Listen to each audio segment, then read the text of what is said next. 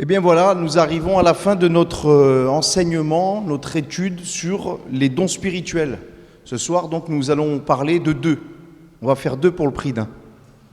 On va parler des sortes de langues, ou le don de parler en langue, plus communément cité comme cela au milieu de nous, et l'interprétation de langue. Alors le texte de base, vous le connaissez.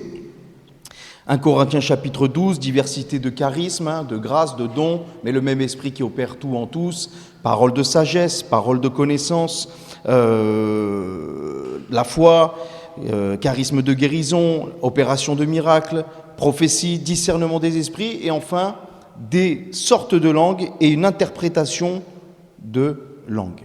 Alors les sortes de langues et interprétation de langue, ça rentre dans les trois dons dits d'inspiration avec la prophétie. Et pour faire une étude un peu plus complète, il faut qu'on lise ensemble. Une lecture assez longue, on va lire ensemble le chapitre 14 du premier épître aux Corinthiens. 1 Corinthiens chapitre 14. C'est un chapitre qui traite de la prophétie et du parler en langue, tout simplement. Donc si vous voulez l'étudier, ce don, il faut lire ce passage.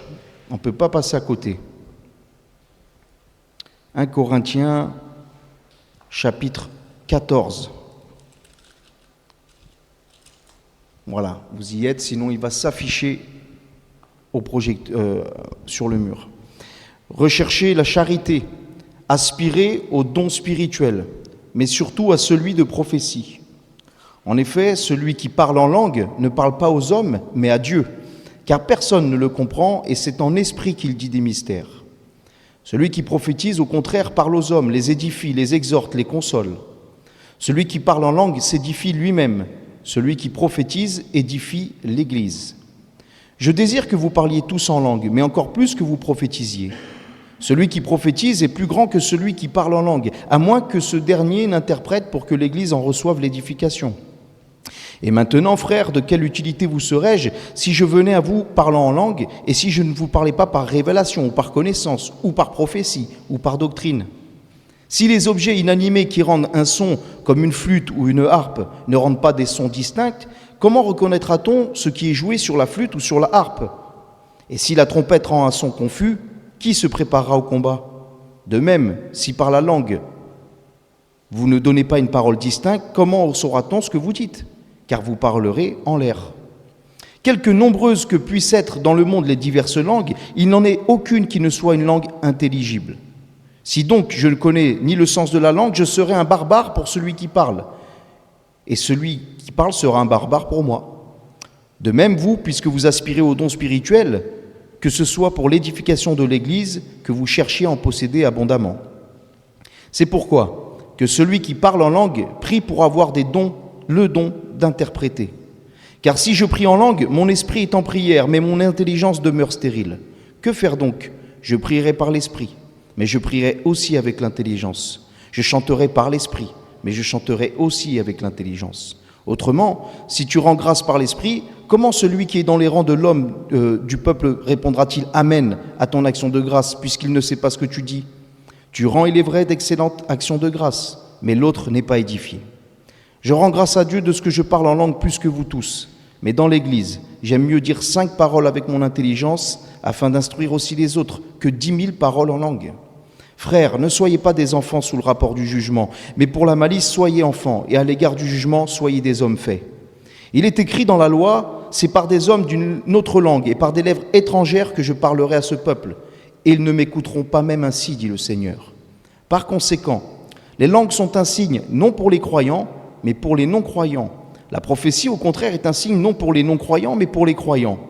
Si donc dans une assemblée de l'Église entière tous parlent en langue et qu'il survienne des hommes du peuple ou des non-croyants, ne diront-ils pas que vous êtes fous? Mais si tous prophétisent et qu'il survienne quelques non-croyants, un homme du peuple, il est convaincu par tous, il est jugé par tous. Les secrets de son cœur sont dévoilés de telle sorte que, tombant sur sa face, il adorera Dieu et publiera que Dieu est réellement au milieu de vous. Que faire donc, frères?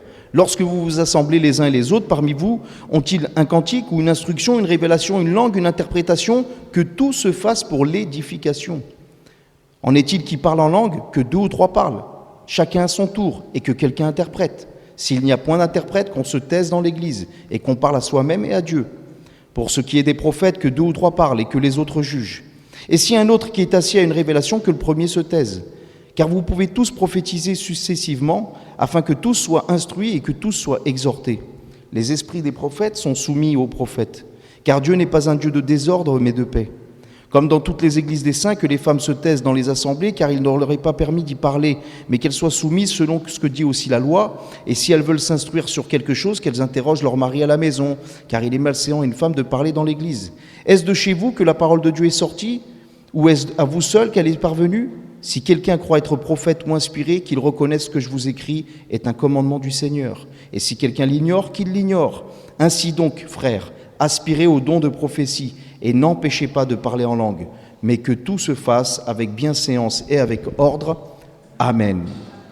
Alors sur ce passage, sur ce chapitre, nous allons y revenir, parce qu'il y a plusieurs choses, de nombreuses choses à échanger ce soir, à partager. Bon, déjà, on va définir qu'est-ce que le parler en langue et qu'est-ce que l'interprétation de langue. Donc concernant les sortes de langues, ce sont, comme tous les autres dons, des dons donnés par le Saint-Esprit à un moment donné. Il n'est pas question de langue que celui qui parle en langue, c'est pas une langue qu'il connaît, ou le résultat d'un apprentissage, ou c'est pas encore le fait qu'il va apprendre à parler en langue. Voilà. La langue, elle vient comme ça, c'est l'Esprit de Dieu qui la communique d'une façon surnaturelle à un moment donné. Je le dis parce que dans nos milieux pentecôtistes, on a fait souvent, ou parfois, pas dire souvent, allez, parfois, l'erreur de dire à certaines personnes, en leur imposant les mains, pour qu'ils reçoivent le baptême dans le Saint-Esprit, de dire « parle en langue ». Et le baptême dans le Saint-Esprit viendra. Non, c'est le baptême dans le Saint-Esprit qui produit le parler en langue. Ou alors on a encore dit, le parler en langue, c'est c'est comme un peu s'exercer dans une langue. Il faut dire des syllabes, il faut dire quelques mots, puis après ça viendra. Vous savez voilà, tu dis chaud, coco, cola, baba, banana, nania, chocolat, banania. Tu as appris 2 mots. Hein. Je le dis parce que des fois, c'est tellement ça. Moi, entre ma conversion et le baptême dans le Saint-Esprit, il s'est passé 3 ans. Et il y avait quelque chose qui me bloquait, justement, je vous le dis par expérience, parce que c'est arrivé une fois ou deux qu'on a prié pour moi et qu'on me disait « parle en langue, parle en langue ». Et plus il me disait « parle en langue », et plus je disais « mais je ne vais pas parler en langue ». Mais pourquoi? Ça me frustrait, vous voyez. Ça me verrouillait. Et le jour où j'étais baptisé dans le Saint-Esprit, c'est venu d'un coup. Donc c'est pas le apprentissage, oui, c'est pas l'apprentissage, c'est pas de répéter ou quoi que ce soit. C'est pas non plus, certains pensent que le parler en langue, ça a été donné, et quand Jésus, par exemple, parle du parler en langue, ils parleront de nouvelles langues, c'est parce que, comme on va aller prêcher dans toutes les nations, eh bien, on prêchera l'évangile dans toutes sortes de langues. C'est pas ça non plus dont il est question, dans 1 Corinthiens 14 et dans ce que nous allons parler. Non, le parler en langue, c'est un don spirituel. Et on va voir qu'il ne sert pas en plus à la prédication, mais il sert à l'édification. À l'édification non seulement de soi-même et de l'Église, mais on y revient juste après. Alors, concernant l'interprétation de langue, c'est simple, c'est de donner, dans un langage intelligible, la traduction, mais pas littérale, de la pensée, de ce qui a été porté en langue. C'est pour ça que, parfois, vous pouvez avoir un parler en langue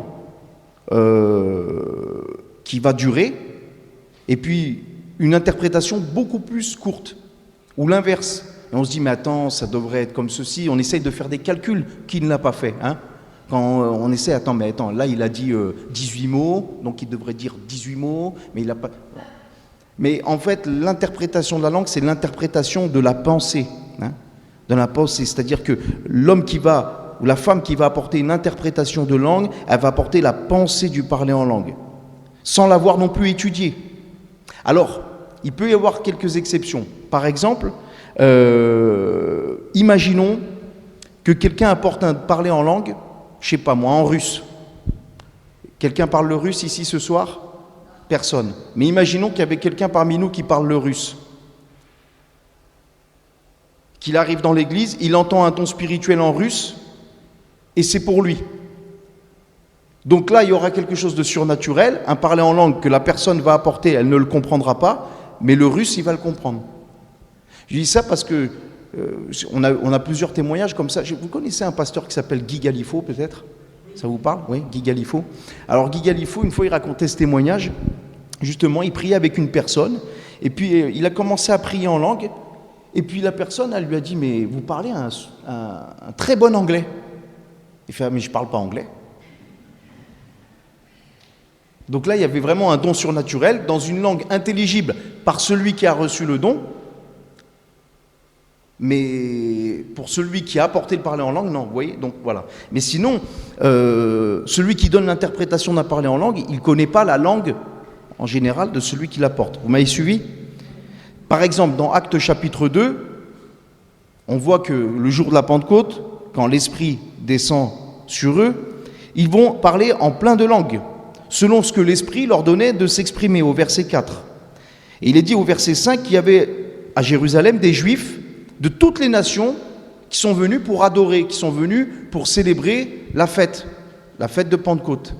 Et donc les Juifs de la diaspora, qui étaient dans les quatre coins du monde, ils parlaient l'hébreu ou l'araméen, et ils parlaient leur langue dans le pays où ils étaient.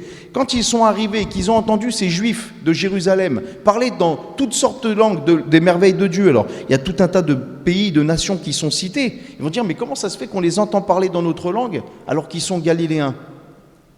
Et là, Dieu manifestait par là un miracle, un don de langue, et ils pouvaient en entendre la signification dans leur langage. Voilà. Ça, c'est le cas concret, comme le russe ou l'anglais, par exemple. Voilà. Mais sinon, on va voir qu'il y a beaucoup plus de choses avec le parler en langue. Alors, donc le parler en langue ou les dons des langues, ce sont des langues données par le Saint-Esprit, qui sont exprimées sous l'inspiration de l'Esprit, dans une langue inconnue de celui qui l'apporte, de celui qui parle ou de celui qui prie. Il peut s'agir d'une louange, il peut s'agir d'une exhortation, d'une adoration, d'une exaltation de la grandeur de Dieu. Et il peut s'agir aussi, dans certains cas, d'une prophétie. On va y revenir. Et concernant l'interprétation de langue, c'est donc la révélation donnée par le Saint-Esprit du sens du parler en langue. Et cette expression, cette traduction, cette interprétation, elle est exprimée dans un langage que tout le monde peut entendre. Voilà, c'est clair ?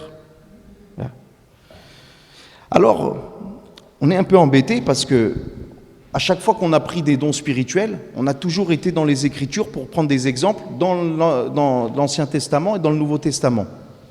Mais voilà que pour le parler en langue, dans l'Ancien Testament, on n'a aucun exemple. On n'en a pas. Alors, il y en a certains qui vont dire, oui, mais quand même, quand par exemple Saül, il a rencontré Samuel et les prophètes, tout ça, il s'est mis à prophétiser, il était un peu comme Yves, peut-être qu'il a parlé en langue. Peut-être, mais on ne peut pas l'affirmer. C'est pas écrit. Voilà. Donc on n'a pas d'exemple dans l'Ancien Testament. Dans le Nouveau Testament, on n'a pas trop d'exemples non plus, très peu. Déjà, à chaque fois, on prenait l'exemple de Jésus. Jésus, il a toutes les manifestations spirituelles, tous les dons, Jésus les a manifestés.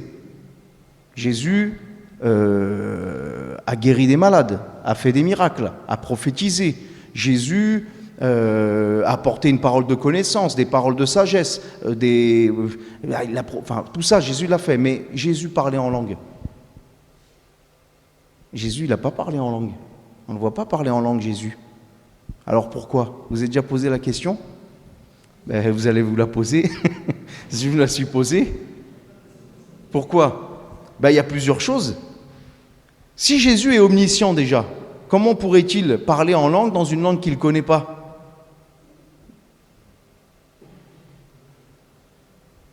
Il parlerait dans une langue qu'il connaît à chaque fois, Jésus, puisqu'il connaît toutes choses. Comment aussi Jésus, il a été envoyé, on sait, durant son ministère terrestre, vers les brebis perdues d'Israël.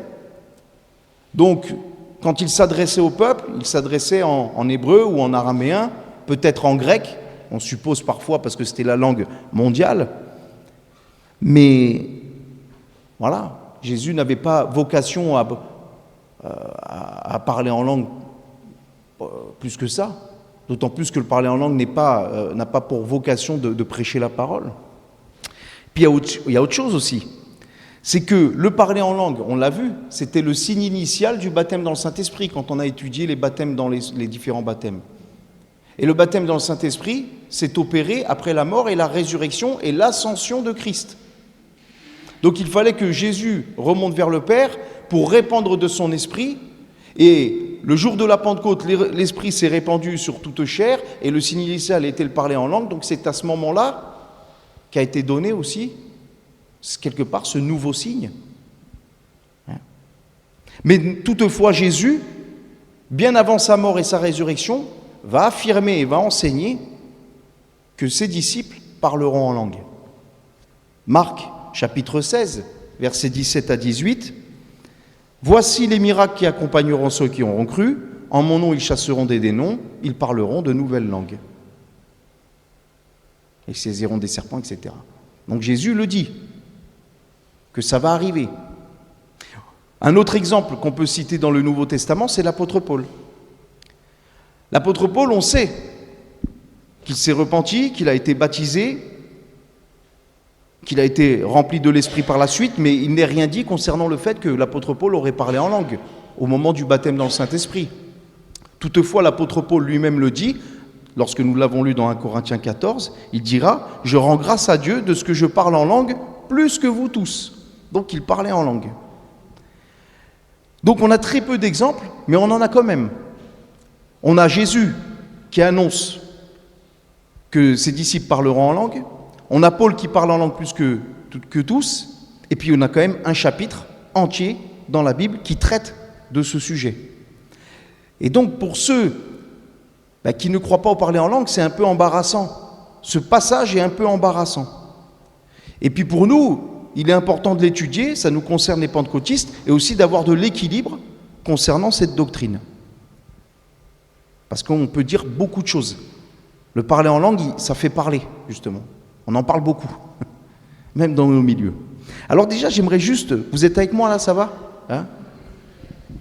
On va faire déjà quelques distinctions entre les divers dons de langue, parler en langue. Il y en a.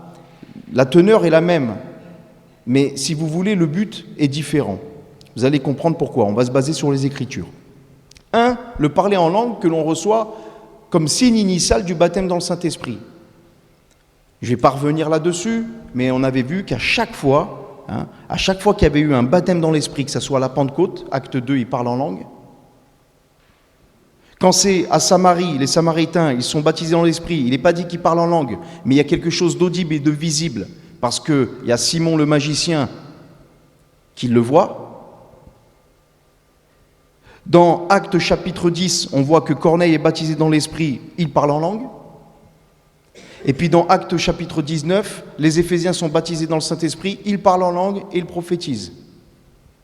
Donc c'est le signe initial du baptême dans le Saint-Esprit. Mais il y a un passage dans les Écritures qui nous dit, dans 1 Corinthiens chapitre 12, versets 29 à 30, « Tous sont-ils apôtres, tous sont-ils prophètes, tous sont-ils docteurs, tous sont-ils le don des miracles? Tous sont-ils des guérisons, tous parlent-ils en langue, tous interprètent-ils » Et à cette question-là, forcément, qu'est-ce qu'on répond? Non. Alors on se dit, attends, est-ce que tous vont parler en langue lorsqu'ils sont baptisés dans le Saint-Esprit ou ils ne vont pas tous parler en langue? Et c'est là qu'on doit faire la distinction.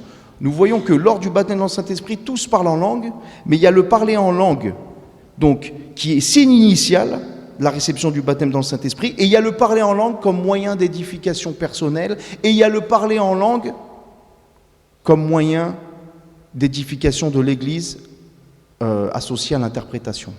Ça va? Comme moyen d'édification, donc signe initial, 1. Moyen d'édification personnelle. Pourquoi? Lorsqu'on reçoit le baptême dans le Saint-Esprit, on reçoit aussi bien cette grâce que Dieu nous fait de pouvoir le prier, le louer en langue, chanter même en langue. 1 Corinthiens chapitre 14, on l'a lu ensemble, versets 2 à 4. « Celui qui parle en langue ne parle pas aux hommes, mais à Dieu, car personne ne le comprend. » Et c'est en esprit qu'il dit des mystères. Celui qui prophétise, au contraire, parle aux hommes, les édifie, les exhorte, les console. Celui qui parle en langue s'édifie lui-même. Celui qui prophétise édifie l'Église. Donc on voit bien que celui qui parle en langue, lorsqu'il a été baptisé dans le Saint-Esprit, qui prie en langue, qui loue en langue, qui s'adresse à Dieu en langue, il ne comprend pas ce qu'il dit. C'est en esprit qu'il dit des mystères pour lui-même, mais malgré cela, il parle à Dieu, l'esprit lui donne de prier à Dieu, des actions de grâce excellentes ou bien des merveilles de Dieu, et ça l'édifie, ça le bénit.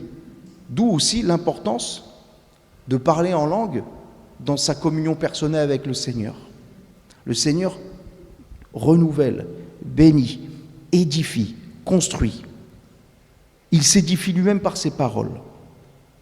Ça, c'est important. 1 Corinthiens 14, un peu plus loin, versets 14 à 19, il dit « Si je prie en langue, mon esprit est en prière, mais mon intelligence demeure stérile. » Donc il y a vraiment cette chose-là de dire « Je prie, je ne sais pas ce que je dis, parce que je ne prie pas avec mon intelligence, c'est l'esprit qui est en moi, qui me donne de m'exprimer, qui m'édifie. Voilà, mon intelligence, elle demeure stérile. » Et il va dire « Que faire donc ? Je prierai par l'esprit, et je prierai aussi avec l'intelligence. » Donc vous voyez, la Bible nous invite à faire les deux, à prier en langue, et à prier aussi intelligemment, avec nos mots. Je chanterai par l'esprit, je chanterai en langue, mais je chanterai aussi avec l'intelligence. Autrement, si tu rends grâce par l'esprit, comment celui qui est dans les rangs du peuple de Dieu répondra-t-il Amen ? Eh oui, parce que quand on prie en langue, c'est bien, mais si toi tu ne le comprends pas, les autres ils ne le comprennent pas non plus. Donc on ne peut pas dire Amen à la prière. On ne peut pas dire Amen à la louange. On ne peut pas dire Amen à l'action de grâce. Tu rends, il est vrai, d'excellentes actions de grâce. L'apôtre Paul le dit. C'est des excellentes actions de grâce puisque c'est l'esprit qui te donne de louer. Mais l'autre n'est pas édifié. C'est pour toi, c'est pas pour l'autre. C'est pour toi. Voilà. Et il va dire, je rends grâce à Dieu de ce que je parle en langue plus que vous tous. Mais dans l'église. C'est-à-dire, lui, il parle en langue dans sa communion. Mais dans l'église, il préfère dire 5 paroles avec son intelligence que 10 000 paroles en langue. C'est pour cela que le parler en langue, c'est un parler donc qui est donné par l'esprit. Il est possible de prier, de chanter, de louer, d'apporter des actions de grâce, des louanges, etc. Ça nous bénit.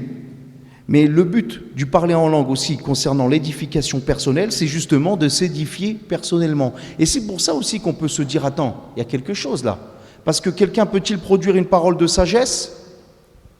Non, ça lui est donné par l'esprit. Peut-il produire une parole de connaissance, une guérison, une opération de miracle, quoi que ce soit? Non, c'est l'esprit qui le donne. Mais Dieu nous fait une grâce de pouvoir, par contre, au moment où on le désire, aussi, bien sûr, en ayant une communion avec le Seigneur, de pouvoir prier en langue dans notre communion personnelle. Et pourquoi ? Est-ce que c'est le seul don qui permet d'activer, entre guillemets, cela ? Parce que c'est le seul don avec lequel on peut aussi s'édifier soi-même, personnellement, dans sa communion avec Dieu. Vous voyez la nuance ?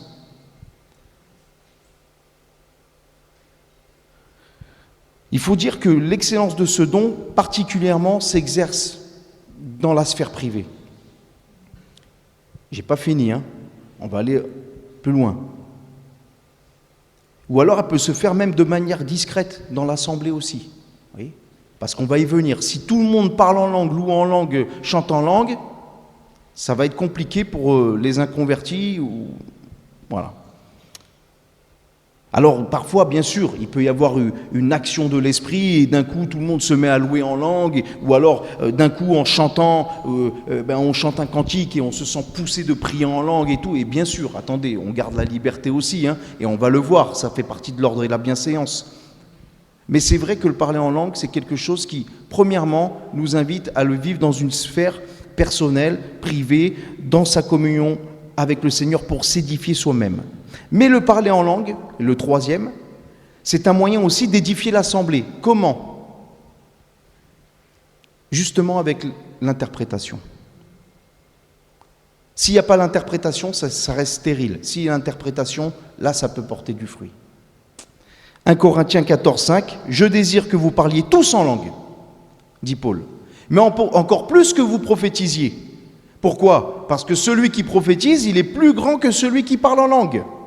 Et oui, il est plus grand parce que celui qui prophétise, on le comprend. Celui qui parle en langue, on ne le comprend pas. À moins que ce dernier l'interprète, pour que l'Église en reçoive l'édification. Donc là, Paul dit très clairement, si quelqu'un parle en langue et qu'il y a interprétation, ça a la teneur de la prophétie. Parce qu'on a une langue cachée, mais Dieu nous révèle le mystère. Dieu nous révèle la pensée. Alors ça peut être une louange, ça peut être une prière, ça peut être une adoration à Dieu, et ça peut être aussi une exhortation, ça peut être tout un tas de choses, une prophétie quoi. L'apôtre Paul le dit. Un peu plus loin au verset 27, « En est-il qui parle en langue, que 2 ou 3 parlent, chacun son tour, et que quelqu'un interprète ?» Donc il est possible que plusieurs parlent en langue, mais il faut qu'il y ait interprétation. C'est pour cela qu'il dira que celui qui parle en langue, il prie pour aussi recevoir le don d'interpréter. Ou alors qu'il prie pour que quelqu'un apporte l'interprétation. Parce que, on va le voir, mais parfois ça peut même mettre un froid quand il n'y a pas d'interprétation. Ça peut mettre vraiment quelque chose dans l'église, voilà, parce que ça reste stérile, ça n'apporte rien. Donc on a vu ici, le parler en langue, il y a le signe initial dans le baptême dans le Saint-Esprit, il y a pour l'édification personnelle et l'édification de l'Église quand celui-ci est associé au don de l'interprétation des langues. Alors, quelle attitude adopter face au parler en langue? Parce que là aussi, il faut examiner, comme les autres dons, la source de l'esprit. Parfois, il y a des parlers en langue, c'est pas de Dieu, ça existe. Mais bon, ça, encore une fois, là, il faut prier pour avoir le don du discernement des esprits. Après, il y a des choses très simples, comme pour le reste. S'il y a un parler en langue, il faut voir si, des fois, c'est pas trop d'exaltation, parce que parfois, c'est pas du parler en langue, des fois, c'est la chair, ça peut être la chair. Vous savez, des fois, il y a ce genre de truc. Alors, il y a des langues qui sont très étranges, parfois. Il y a un peuple en Afrique, je ne sais plus lequel, quand il parle, il claque comme ça. Vous savez, je ne sais plus quel peuple c'est. Il claque comme ça, alors ça paraît bizarre, mais pourtant, c'est leur langue. Alors, si quelqu'un apportait un parler en langue qui faisait je sais pas quoi, on dirait, bon, il est dingue. Mais ça existe. Voilà. Mais après, il y a des fois, il y a des choses, je sais pas, on a vu des fois des gens qui pouvaient se rouler par terre, comme caille, je sais pas quoi, caille, qu'est-ce qu'il y a? Caille, elle a froid, apportez-lui une couverture ou quelque chose, qu'est-ce qui se passe? Des fois, ça peut être un peu charnel, vous voyez, bon, c'est... voilà. Et puis parfois, c'est juste de l'analogie de la foi, c'est-à-dire qu'il y a un parler en langue, il y a l'interprétation. Excusez-moi, parler en langue, il y a l'interprétation, et l'interprétation, c'est pas biblique du tout. Ça colle pas. Il y en a un des deux qui s'est trompé là, ou peut-être les deux. Ou si c'est le même, il s'est trompé, vous voyez. Donc c'est important de bien aussi examiner tout, encore une fois, avec les Écritures. Il faut avoir l'équilibre aussi, concernant les dons spirituels, et notamment le parler en langue et l'interprétation, parce que ce qui peut se passer aussi, c'est que des fois, c'est tellement étrange, il y a des choses qu'on a vues, ou des témoignages qui nous... Là, je vous donne quelques témoignages, mais il ne faut pas se laisser refroidir par des mauvais témoignages, parce qu'il y a des témoignages aussi à la gloire du Seigneur. Attention. Et donc c'est là qu'il faut l'équilibre, parce que parfois on peut tellement se refroidir qu'on ne veut plus entendre parler, on ne veut plus y aspirer, ça nous fait peur, on craint, qu'est-ce que c'est bizarre, c'est ceci, c'est cela, et on laisse de côté. Paul va dire aux Thessaloniciens, n'éteignez pas l'esprit, ne méprisez pas les prophéties, mais examinez toutes choses et retenez ce qui est bon. Donc n'éteignez pas l'esprit aussi. Aspirez aux choses de l'esprit. Aspirez aux dons spirituels, il dira dans l'Épître aux Corinthiens. Mais aux Corinthiens, il leur dira aussi, attention, n'exagérez pas trop. Parce que c'était des gens d'église qui avaient tendance à trop. Vous voyez, il y a des églises, c'est pas du tout. Il y a des églises, c'est trop. Et on veut être dans l'église qui est équilibrée. Aux Corinthiens, il va leur dire, chapitre 14, versets 39 à 40, « Aspirez au don de prophétie, n'empêchez pas de parler en langue, mais que tout se fasse avec bienséance et avec ordre. » Et on l'a lu ensemble, il va dire, parce que si tous commencent à parler en langue, ça va être compliqué. Et apparemment, ils avaient tendance, eux, à... Vous voyez ? Donc il faut de l'équilibre. Parce que de toute façon, le spirituel, les dons spirituels, l'inspiration de l'esprit, ça marche toujours en coopération avec l'homme. C'est-à-dire ça vient de lui, mais il coopère avec nous, et on coopère avec lui. C'est-à-dire que le Saint-Esprit il nous laisse libres, et ça je l'ai déjà dit, il ne nous fait pas perdre le contrôle. malheureusement, on voit dans beaucoup d'églises pentecôtistes aujourd'hui des gens qui, soi-disant, sont baptisés en Saint-Esprit et perdent totalement le contrôle. Totalement le contrôle. Et ça ressemble plus à des transes de magie noire ou de rites ou de cultes païens qu'à des cultes chrétiens. La Bible ne nous enseigne pas ça, ne nous montre pas ça. Elle nous montre qu'à chaque fois que des hommes, des femmes ont été baptisés dans le Saint-Esprit, ils sont restés maîtres d'eux-mêmes, ils ont parlé en langue, ils ont prophétisé, ils ont annoncé quelque chose de la part du Seigneur, mais ils sont restés. Voilà. On ne voit pas de roulade, on ne voit pas de cris d'animaux, on ne voit pas de crise de fou rire, d'ivresse de l'esprit, comme on entend parler parfois, l'ivresse de l'esprit. Alors d'un coup, tout le monde est mort de rire, tout le monde se roule par terre, mais ça c'est de la manipulation. C'est facile, hein. Il y a à Frontignan, de la ville d'où je viens là, il y a un club de rire. Alors vous savez ce qu'ils font? Mais c'est des païens, hein, c'est pas des chrétiens. Et bon, à Frontignan, ouais. Ils se réunissent et ils rigolent. Et alors en fait, d'entendre l'autre rire, les autres sont morts de rire.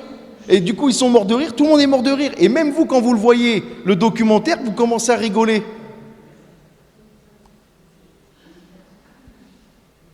Vous voyez, ça prête à sourire. Hein. Et pourtant, quand on le voit dans des églises, parfois, des gens ils disent, vous voyez, la puissance. Mais il n'y a pas de puissance. Il y a de la manipulation, il y a de la stratégie, il y a tout, mais il n'y a pas l'Esprit de Dieu là-dedans. Parce que l'Esprit de Dieu, il aime l'ordre, il aime la paix, il aime la bienséance et il coopère avec nous. Donc c'est attention, on ne doit pas rejeter les manifestations de l'Esprit, on ne doit pas se refroidir, se frustrer, se freiner, on doit être équilibré et y aspirer, mais selon les Écritures. Ça, c'est important. C'est ça l'ordre et la bienséance. Il va dire, l'apôtre Paul, en est-il qui parle en langue que 2 ou 3 parlent, chacun à son tour, et que quelqu'un interprète. S'il n'y a pas d'interprète, qu'on se taise. Donc, si on commence à parler en langue, on doit aspirer à l'interprétation, on l'a vu, et 2 ou 3 parlent pour la prophétie, mais ce n'est pas tout le monde qui commence à prophétiser et tout ça. Parce que ça aussi, on l'a déjà vu. Et il y en a un qui parle, et l'autre qui interprète, et l'autre qui donne un don, et l'autre, et puis ça fait 1, et 2, et 3, et 4, et 5, et 6, et 7. Tout le monde a donné sa prophétie. Ben, c'est plus dans la Bible, vous voyez. Déjà, on est sorti du cadre biblique.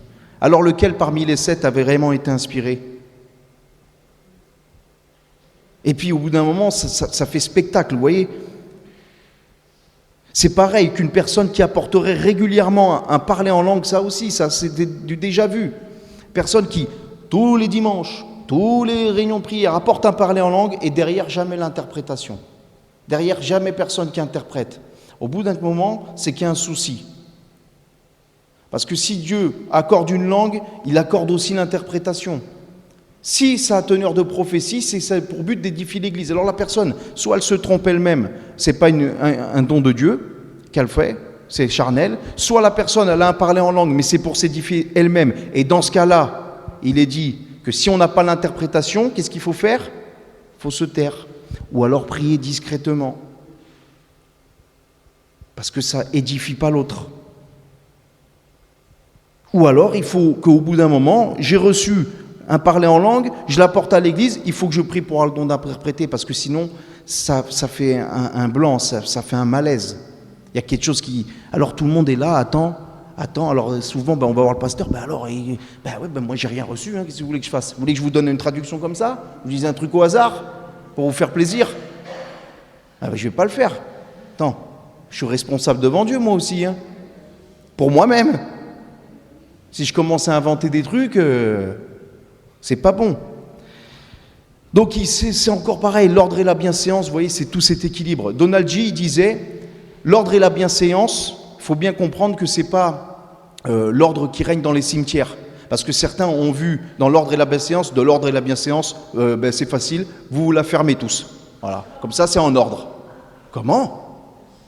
Vous vous taisez tous maintenant. Ah bon? C'est arrivé. Ou des fois, certains...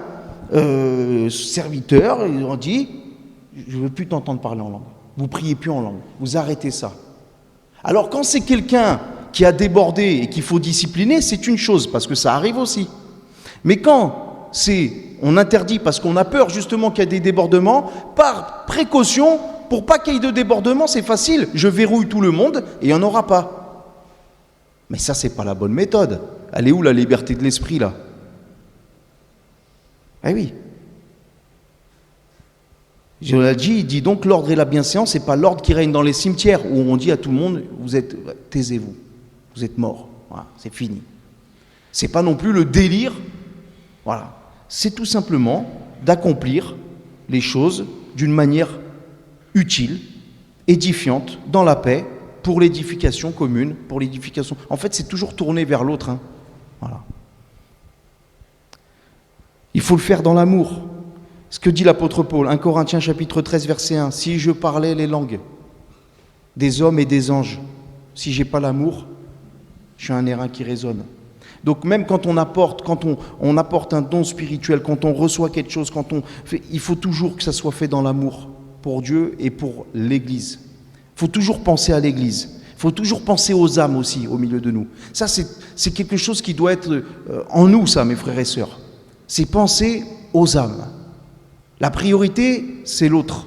C'est mon frère, c'est ma sœur, c'est les âmes inconverties qui viennent dans ce lieu. Si tu veux chanter pendant 2 heures et prier pendant 2 heures en langue dans ta chambre, gloire à Dieu, fais-le. Mais si tu commences à monopoliser une réunion de prière en chantant en langue, en priant en langue, et que plus personne ne peut en placer une, et qu'il y a des inconvertis, ça va faire l'effet inverse. Et ça va plus être dans l'amour, ça va être dans le « je m'en fiche, moi je fais mon culte, je vis mon culte moi, mais moi Dieu me visite à moi. Et oui, mais là, nous, il ne nous visite plus à cause de toi. Apparemment, il est que chez toi là. Mais c'est pas grave. »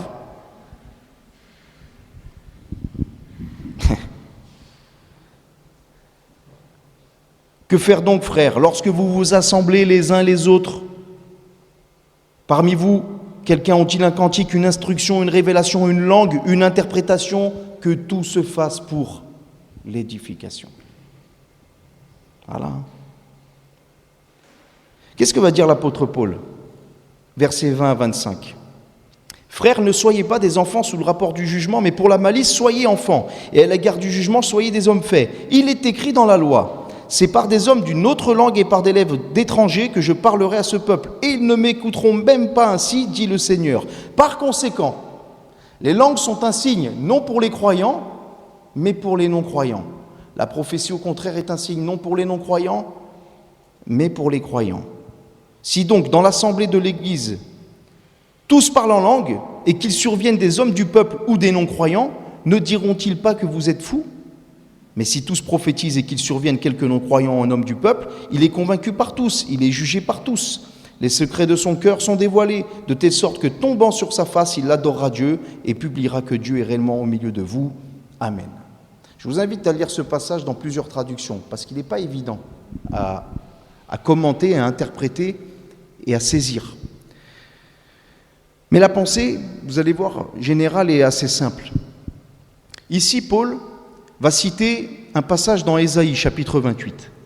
Et dans ce passage-là, Ésaïe prophétise et annonce à Israël, parce qu'il ne s'est pas repenti de ses péchés, parce qu'il ne s'est pas tourné vers Dieu, bien que Dieu lui a envoyé les prophètes et lui a parlé dans une langue intelligible, Dieu va envoyer ses jugements sur son peuple au travers des Assyriens qui vont arriver avec une langue barbare, dans le sens une langue qu'ils ne comprendront pas. Et Paul va en faire ce qu'on appelle un midrash, un commentaire rabbinique, puisque Paul, c'était pas un pasteur évangélique pentecôtiste, Paul c'était un rabbin juif. Et donc Paul va dire ici, vous voyez, lorsque la parole est inintelligible, c'est un signe pour les non-croyants, c'est un signe même du jugement de Dieu. En gros, le langage incompréhensible, c'est quelque part le jugement de Dieu sur celui qui ne le comprend pas. Un peu comme quand il est dit que dans l'Épître aux Romains que Dieu, à cause de l'endurcissement de leur cœur, va envoyer une puissance d'égarement. Et lorsque Jésus va dire, quand il parlera en parabole, je leur parle en parabole afin qu'ils ne comprennent pas, parce que leur cœur s'est endurci, etc., etc. Donc c'était un signe. Comme ils ne comprenaient pas les paroles de Dieu, ils n'entendaient pas, c'était un signe du jugement, c'était un signe de leur bannissement. Ceux qui n'en comprennent pas sont rendus aveugles et sourds. Et c'est dans ce sens-là que c'est un signe pour les non-croyants, une langue étrangère. Mais Paul, il dit ici, le but du parler en langue, C'est justement, ou soit l'édification personnelle, mais l'édification de l'Église, de tous. Alors, si le parler en langue, et qu'il n'y a pas l'interprétation, ceux qui rentrent ici et qui sont inconvertis, ils vont se sentir exclus. Ils ne pourront pas être au bénéfice de la prophétie, ils ne pourront pas être au bénéfice de la louange à Dieu, ils ne comprendront pas. Et si tout le monde parle en langue, en plus, ça va faire l'effet inverse, ils vont dire, mais ils sont bizarres. Ils sont entre eux, ils comprennent leur truc, mais qu'est-ce qu'ils se disent? Ils sont tous fous, ces gens. Ils sont tous fous. C'est ce qu'il dit. S'il vient des non-croyants, vous parlez tous en langue, ils vont dire, ils sont tous fous. Mais si la langue, elle est associé au don d'interprétation, alors dans ce cas-là, c'est la prophétie et le langage est clair. Et donc, s'il y a un non-croyant qui rentre, il entend parler en langue, il y a une interprétation et qu'il est précise le concernant, dans ce cas-là, il est convaincu et il adore Dieu. Ou alors, il est jugé dans le sens que Dieu lui a clairement parlé, il n'a pas voulu entendre, il s'est endurci. Vous voyez ? C'est pour cela que c'est important, c'est même crucial que lorsqu'il y a un parler en langue, il doit y avoir l'interprétation. Parce que là, ça va être un signe réel pour le non-croyant. Voilà. La prophétie. Et pour le croyant aussi. Parce que l'incroyant rentre et constate qu'il y a vraiment Dieu, il est convaincu de péché et il se tourne vers le Seigneur. J'ai terminé. Tout simplement de dire que ces dons, ces sortes de langues et l'interprétation viennent du Saint-Esprit et nous devons y aspirer. Nous devons toujours rechercher cela, même si parfois ça nous paraît bizarre, si parfois ça nous paraît lointain, si parfois on n'a pas tout saisi, si parfois aussi il y a cette façon de dire « mais attends, l'Esprit me donne une langue, je prie en langue, mais qu'est-ce que je dis ?» Mais peut-être même des fois se sentir ridicule, peut-être se sentir… Mais prie le Seigneur déjà dans la communion. La première des choses, c'est le parler en langue, c'est pour son édification personnelle. Donc, quelqu'un peut être baptisé dans le Saint-Esprit ici ce soir et louer en langue, mais ça peut arriver à la maison, en rentrant à la maison, en recherchant à la maison, tout simplement. Et dire Seigneur, et puis ouvrir son cœur et aussi saisir ses paroles par la foi, parce qu'il y a une question de soif, puis il y a une question de foi aussi. Il y a une question de simplicité de cœur, parce que quand même, dans le parler en langue, il faut bien dire que là, il faut quand même de l'humilité. Parce que là, tu t'abandonnes, tu ouvres ton cœur et tu laisses l'Esprit te donner une langue que tu ne comprends pas et finalement, tu parles, mais tu te laisses aller, on va dire, au Seigneur, tout en gardant le contrôle. Vous voyez ? Pourquoi l'Esprit ? C'est pour ça qu'on peut parler en langue, louer en langue et l'arrêter aussi. Ça peut arriver. Parce que des fois, moi je sais que j'ai entendu déjà des témoignages des personnes qui disaient que ça leur avait même fait peur. Dans le sens, ils ont été bénis, mais le fait de s'ouvrir comme ça, pour eux, c'était… je ne sais pas, c'est comme ça qu'ils l'ont vécu. Voilà.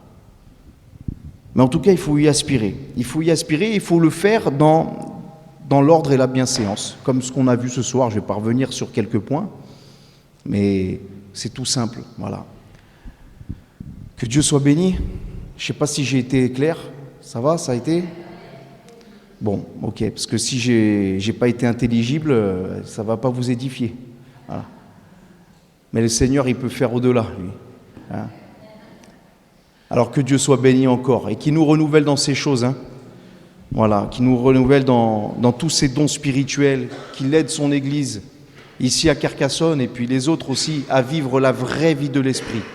Non seulement porter du fruit, mais aussi à vivre ces manifestations spirituelles, à aspirer à ces choses dans l'équilibre de la foi. Amen.